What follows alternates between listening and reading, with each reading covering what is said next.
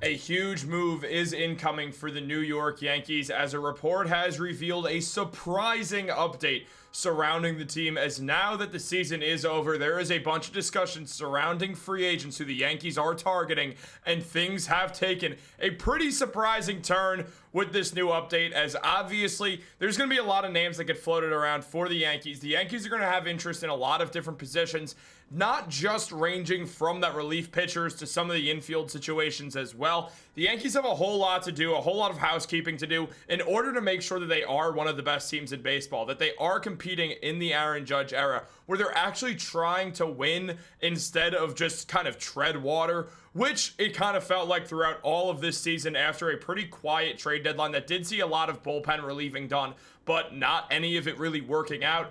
The Yankees, they have some stuff to do over this offseason, and we are going to break all of it down and waste no time jumping right into things as always. But guys, real quick, if you are part of that 73% that's not subscribed to Yankees Digest, it is officially the baseball offseason for the Yankees.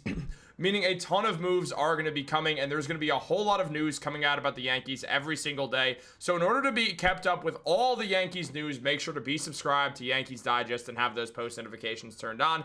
But let's jump into the video. There is a lot to go over on the Yankees right now. As Brian Cashman's going to have a busy offseason ahead of him, the man's going to have to go out there and make a lot of changes with this Yankees team. Obviously, a lot of the core guys stay the same. The starting pitching is pretty damn solid already. Gerrit Cole comes back next year. Max Fried is absolutely incredible. Carlos Rodon is coming off an all-star year, obviously struggled in the playoffs. Cam Schlittler looks like the next ace of the Yankees and looks like a future superstar in New York. And then you have eventually maybe Clark Schmidt comes back, not expecting that. Then you also have Luis Hill and Will Warren as well. So if anything, the Yankees are going to have to figure out what to do with having too many starting pitchers. A problem that most teams are never really going to have, or many teams are going to have to deal with. But in other areas, there's going to be some questions answered. Even areas that have somewhat of a solid situation right now. One of those being first base. We already talked about Munetaka Murakami, but there are other names as well that we do have to look at for the Yankees who have been linked to the team. And let's jump right into that because there have been multiple different guys already linked to the Yankees. Starting off here with Pete Alonso, who has been linked to the Yankees. Look, as mentioned by Yahoo Sports, the first base market will be one area for the Yankees to take a look. Pending their plans for Ben Rice, Pete Alonso and Josh Naylor are strong options on the free agent market. While Alonso might not be the right fit at his price, Naylor was reportedly a trade deadline target for the Yankees this last season. And just diving into Pete Alonso a bit, because of the interesting situation, not just because he was a New York Met or is a New York Met for right now, but also just surrounding everything with Alonso, was mentioned by Hannah Rose Kaiser, who is an SNY reporter, saying that David Stearns has talked about wanting to prioritize run prevention, which is not just pitching, but defense. How do you get the offense to be better when all those guys under contract? The one who isn't is Pete Alonso. If you let him walk, you have first base open. I would love to see the Mets talk to Juan Soto about transitioning to first base. I know he's only in the second year of his contract, but he is a bad outfielder. If you move him to first base next year, you are prolonging the time he's not clogging up the DH spot, and you're opening up a corner outfield spot for a better outfielder and also a good hitter. So you're able to add offense while improving your defense. Now, this is something that we have started to hear a little bit surrounding Alonso, and as Josh Mayer mentioned, following the last game of the regular season, Alonso immediately opted out of his 2-year, $54 million contract with the Mets, and rightfully so. He is coming off arguably the best year of his career, slashing .272, .347, and .524 with 38 home runs and 126 RBIs. He is going to make a lot more money this offseason, and he knows it, which is why all of these options are on the table, including a crosstown trip to the Bronx. Where the Yankees might find trouble in Alonso is his fielding and base running. He's been the bottom of the barrel in those regards since the start of his career, but they should be able to look past that for now. How prolific a power hitter he is, I would guess and hope that Steve Cohen will reach into his pockets to bring Alonso back home, but don't be surprised if he's playing for the other New York team come this spring. And that is a real scenario. The Yankees did have interest in Pete Alonso last time around last year, especially after Juan Soto got signed, so the Yankees could replace the power and also sort of return the punch that the Mets sent the Yankees' way.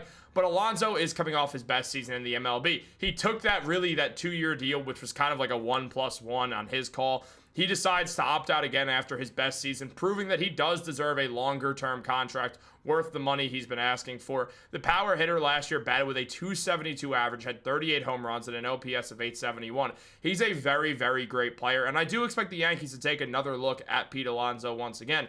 Obviously, the Yankees need to figure out that first base spot, and it goes farther than just deciding if you want Ben Rice there. We have to see what happens with Aaron Judge as well. There's a world that we have to be ready for where Aaron Judge's elbow is done, where he tore his UCL and then needs Tommy John surgery. If that happened, there's a world where Aaron Judge is done in the outfield. And if he's done in the outfield because Giancarlo Stanton is DHing, Aaron Judge will move to first base. That's just what's going to happen if Judge is done. So if he's done in the outfield, he becomes the first baseman. You obviously don't need any first base looks for a while. Then for the next couple of years, first base is locked up with Aaron Judge there. And then on top of that, the Yankees do get to bring up Spencer Jones, throw him in right field, have Jason Dominguez in center field, and if they want to re-sign Cody Bellinger, which feels like a great move, they could have him in left field, or they could also look at a guy like Kyle Tucker, but I think it should be Bellinger at this point. It just makes more sense.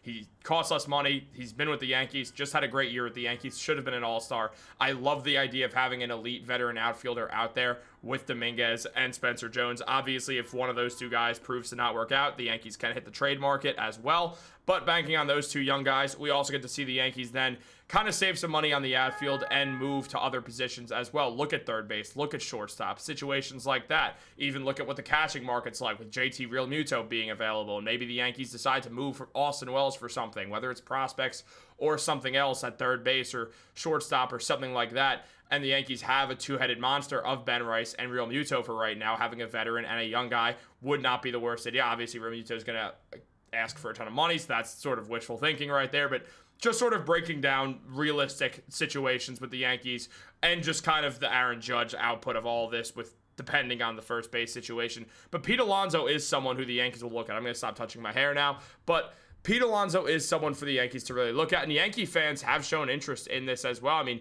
even seeing right here, the Yankees will not win a World Series without Aaron Boone as the manager, Anthony Volpe at shortstop, a subpar bullpen, and a subpar production at first base. Unless they are going to, they have to address all these or they're going nowhere next year except home early before a World Series berth. The first thing mentioned by General Sortie there is to sign Pete Alonso. As we see below, we see Pete Alonso and Bo Bichette. You are New York Yankees. Bichette, I'm less sure about for sure, but we'll talk about that in a later video. Triple-double twin did mention that only bad thing about the Yankees losing is they will probably sign Pete Alonso and Kyle Schwarber in trade for Paul Skeens. Doesn't seem like the Yankees of recent, but you never know, obviously. Someone saying, Donnie Lean saying, I love Ben Rice, but the Yankees have to sign Pete Alonso and start Spencer Jones. Also, you got to get Lowe from Grisham. Well, Grisham's leaving. That's the thing. Grisham's gone. So we can understand that is not happening, but we will move forwards, considering the fact that Pete Alonso will be an actual option for the Yankees to really consider. But he's not the only option. As mentioned, the Yankees had interest in Josh Naylor and will likely have interest in free agency again. I mean, Naylor in 543 at-bats had 160 hits. That's a 295 batting average, giving the Yankees the contact hitter that they so desperately need to lead off for them. While also, Naylor is a lefty, which adds a nice little 1-2 punch of Naylor and then Aaron Judge at the 1 and 2 holes. And then on top of that, given Judge does like batting third, so we'll see exactly what goes down with that, or Naylor can move around elsewhere, but he does give him that contact bat. He stole a lot of bases this year. He had 30 stolen bases, so Josh Naylor did show, hey, by the way, I can run the bases better than most people that, you know, are first basemen and also 5'10", 235 pounds. So there's that. Josh Naylor's sneakily fast for a boulder of a man, but is a very talented player as well. Good contact, good OPS at 816. Someone who I do hope the Yankees hold interest in because Naylor is a good player. I know the whole rock the baby thing kind of had some people upset when he taunted Gerrit Cole. The Yankees ended up beating the Guardians anyway, so it's all fine at the end of the day.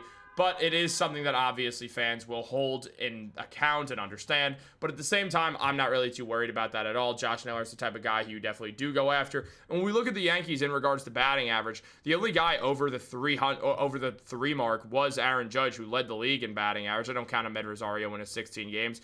We then see Paul Goldschmidt at 274. We see Giancarlo Stanton at 273. Cody Bellinger at 272. Maybe you decide to lead off with Cody Bellinger, an idea that I actually really have liked for a while. I've wondered why Bellinger hasn't led off more. I know he's a good power hitter, don't get me wrong, at 29 home runs.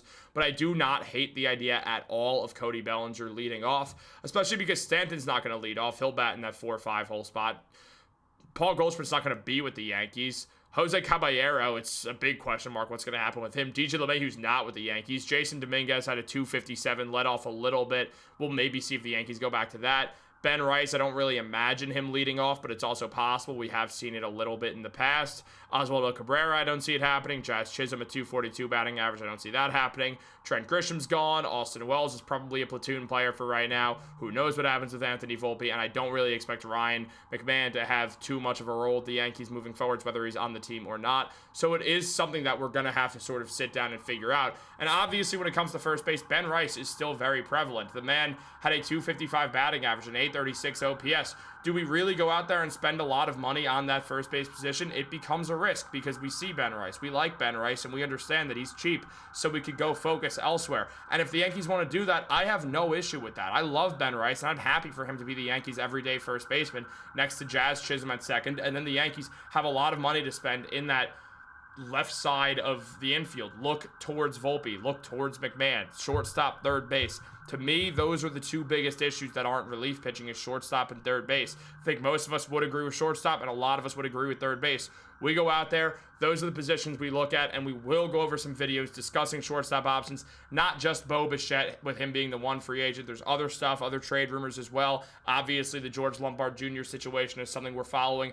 Whatever happens with Oswaldo Cabrera. Also, there's going to be a lot of talk about Jose Caballero. There's a lot to go over with those two positions that we will be going over very soon. Are you guys liking the rundown of each of these position videos of the clear positions of need? Let me know in these comments down below. Obviously, I'm not making up stories here. These are stuff that's coming off actual reports, and then I'm reporting on the guys on these positions that do matter to the Yankees. If you like the content, make sure to subscribe and turn on post notifications. Thank you so much for watching. Obviously, we are not slowing down just because it's the offseason. We're going to keep it up. Like this video, subscribe, turn on post notifications. Have a great day. Go Yankees.